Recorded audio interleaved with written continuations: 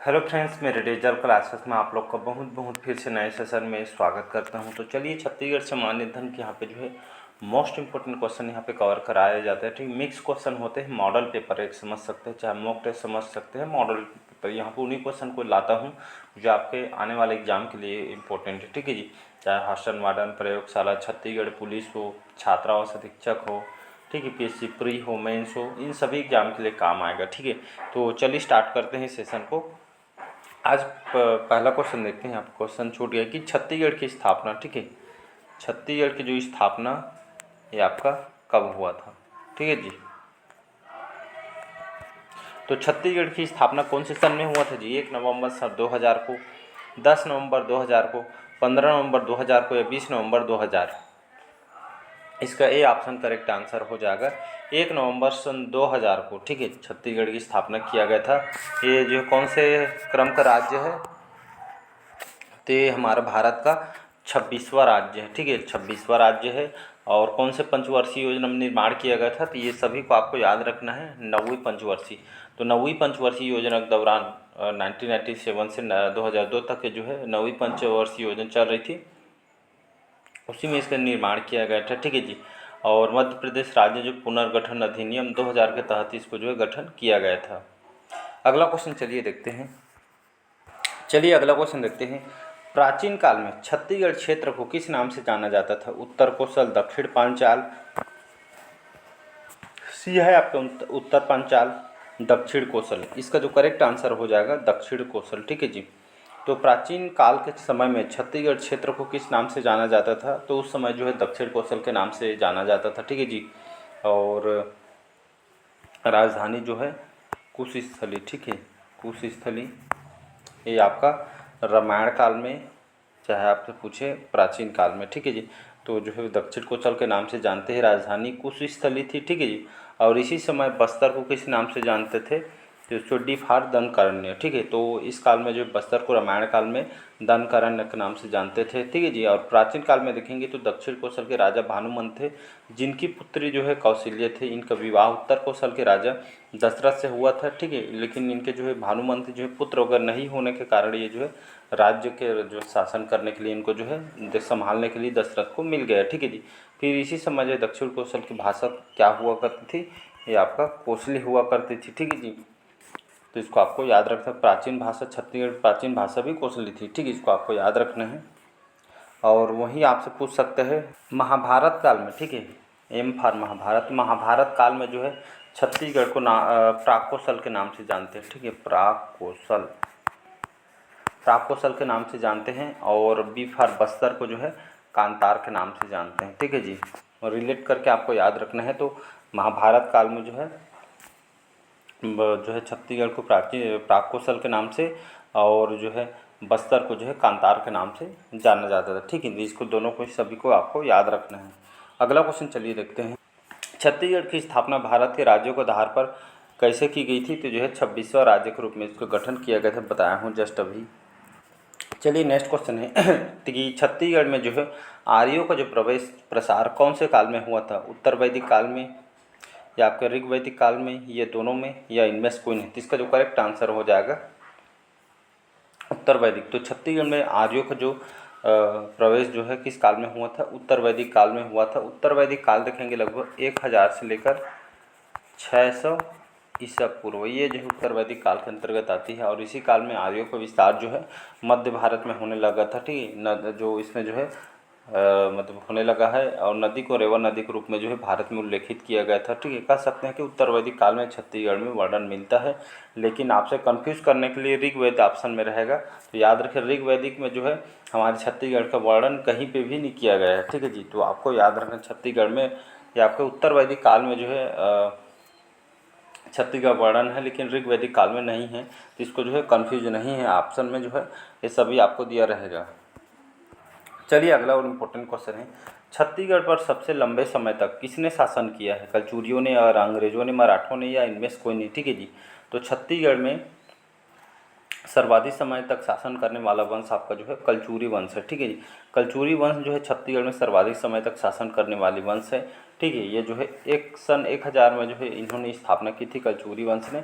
और 1741 ईस्वी तक जो है इन्होंने यहाँ पे जो है छत्तीसगढ़ में जो है शासन किया है, ठीक है जी।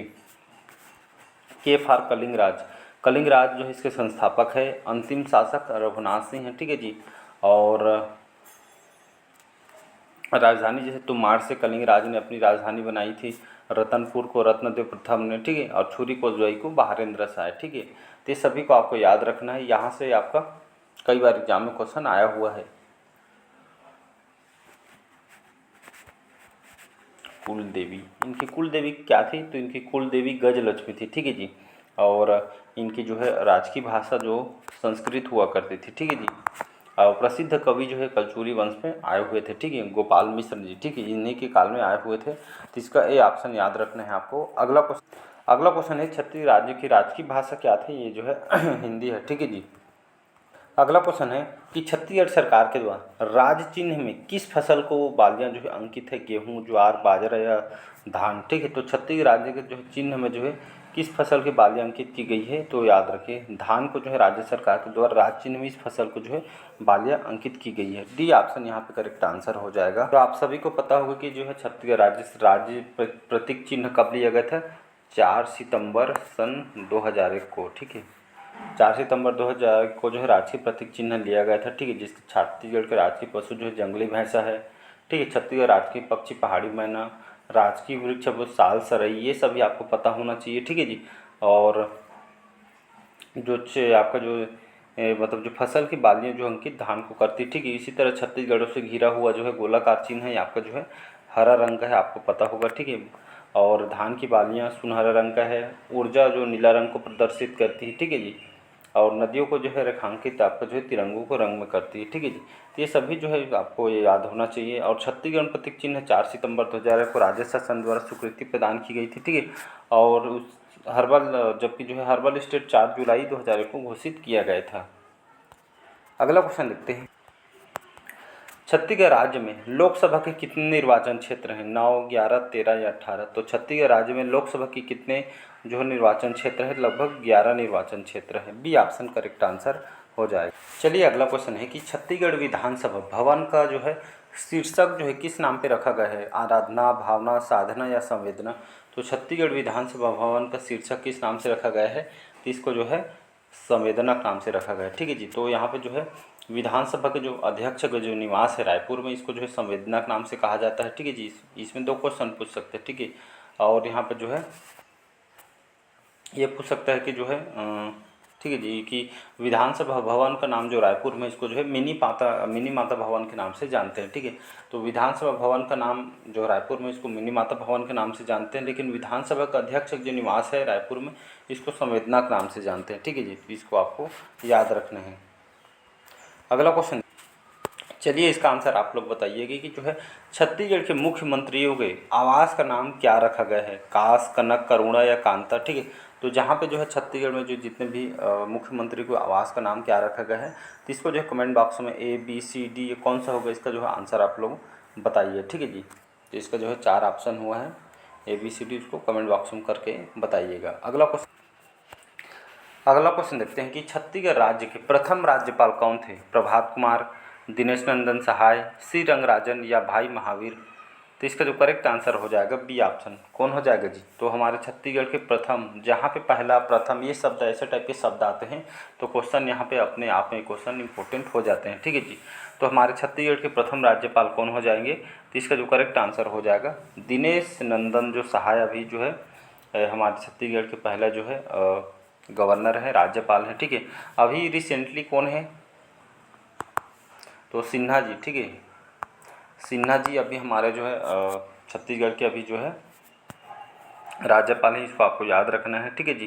तो उसी तरह जो है हमारे छत्तीसगढ़ के पहले जो है मुख्य न्यायाधीश कौन है? तो W.A. शशांक, ठीक है। W यहाँ पे लिखता हूँ।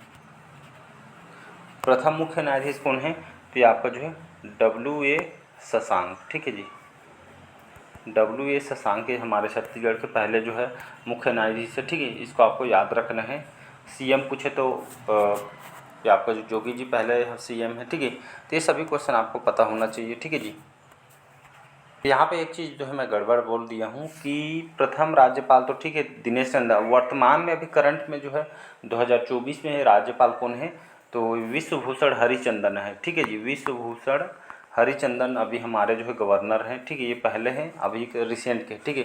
और हमारे छत्तीसगढ़ के जो है जो सिन्हा जी बोले थे, ये हमारे अभी छत्तीसगढ़ के मुख्य न्यायाधीश हैं, ठीक है। पहले मुख्य न्यायाधीश कौन थे, तो ये आपका जो है W S शशांक थे, ठीक है जी।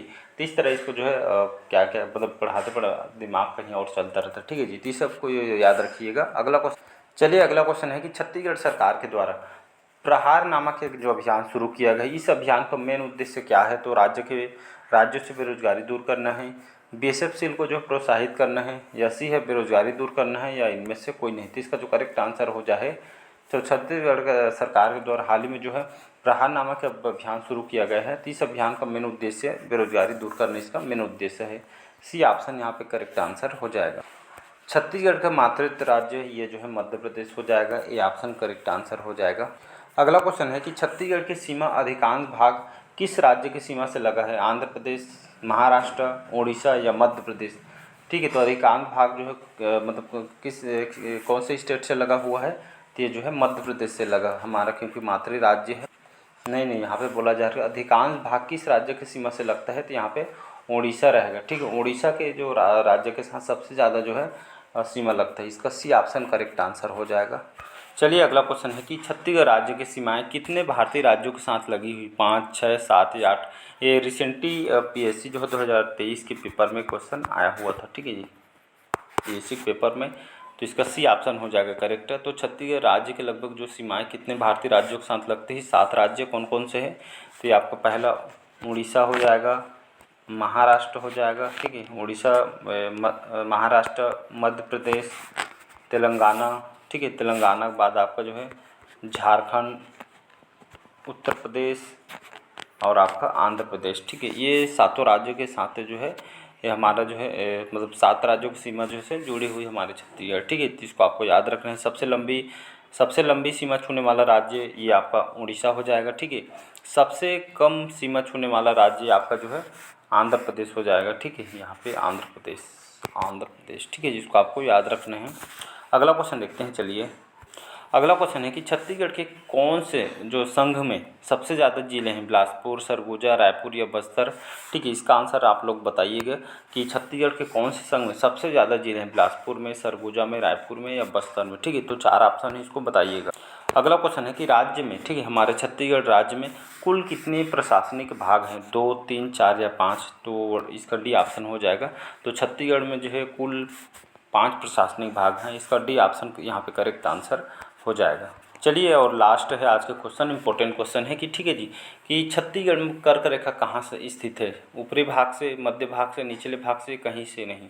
तो छत्तीसगढ़ में कर्क रेखा कहाँ से गुजरती है, तो जो है ऊपरी भाग से गुजरती है, ठीक है जी। कैसे मतलब, तो देखेंगे जो है छत्तीसगढ़ में देखेंगे तो यहाँ पर जो है मतलब एक मिनट ना, तो ऊपरी भाग से जो है आपका कर्क रेखा गुजरती है, ठीक है। तो छत्तीसगढ़ में कर्क रेखा छत्तीसगढ़ के जो है मतलब कितने जिलों से गुजरते हैं, ऐसा टाइप का क्वेश्चन पूछ सकता है कि छत्तीसगढ़ उत्तर से दक्षिण लंबाई कितनी है, ठीक है। और कौन सा जो है मतलब जो जिला है जो आपका सर्वाधिक निकट है कर्क रेखा, ऐसे आपसे क्वेश्चन आपसे पूछ सकता है, ठीक है जी। तो इसको आपको याद रखना है। तो अक्षांशीय विस्तार जिसको हम लैटिट्यूड बोलते हैं, ठीक है जी, ये जो है 17 डिग्री से 46 उत्तरी अक्षांश, ठीक है। 24 डिग्री 5 जो है उत्तरी अक्षांश तक आपका है जो विस्तार है, ठीक है। कर्क रेखा छत्तीसगढ़ के 3 जिलों से होकर 3 से 4 जिले से होकर गुजरती है, ठीक है जी। और छत्तीसगढ़ में देखेंगे उत्तर से दक्षिण की लंबाई लगभग कितना है, 700 से 800, ठीक है। तो लगभग देखेंगे छत्तीसगढ़ के जो उत्तर से दक्षिणतम लंबाई 7 से 800 किलोमीटर है, ठीक है। ये आपका क्वेश्चन आया हुआ है, डबल स्टार लगा रहा हूँ, यहाँ से क्वेश्चन पूछा गया है। बैकुंठपुर जहाँ कर्क रेखा जो सर्वाधिक निकट मानी जाती है, ठीक है जी, इसको आपको याद रखें। छत्तीसगढ़ राज्य के अक्षांशीय विस्तार की तुलना में देशांतीय विस्तार ये जो सबसे कम है, ठीक है। कोरिया जिले की कर्क रेखा और भारतीय मानक समय रेखा एक दूसरे को काटती है, ठीक है जी। तो चलिए आज का सेशन आप लोग को कैसा लगा कमेंट करके ज़रूर बताइएगा, और पहले बार आए हैं तो चैनल को सब्सक्राइब करके रख लीजिएगा ताकि नोटिफिकेशन जो है आप तक पहुंच पाए, ठीक है जी। तो मिलते हैं अगले पार्ट में, आज का सेशन हम यहीं तक रखते हैं, ठीक है। और साथ ही साथ आज मैं छत्तीसगढ़ के खनिज कंप्लीट करा दिया हूँ, और जितने भी उससे खनिज से पूछे गए क्वेश्चन जो आपके अलग अलग एग्जामों में आए उसको भी मैं उसमें कवर करा दी हूँ, ठीक है जी। तो हम आज से जो है छत्तीसगढ़ के जो है औद्योगिक केंद्र के बारे में जितने भी संयंत्र वगैरह है, ठीक है, उसको हम बारे में पढ़ेंगे छत्तीसगढ़ के, ठीक है जी। इसके बाद ख़त्म हो जाएगा, ज़्यादा छोटा टॉपिक है, ठीक है। इसके बाद हम छत्तीसगढ़ के जो है पंचायती राज, तो हम इसके बाद छत्तीसगढ़ के पंचायती राज को हम पढ़ेंगे लास्ट में, ठीक है जी। तो चलिए मिलते हैं अगले पार्ट में। आज का सेशन यहीं तक रखते हैं। Thank you.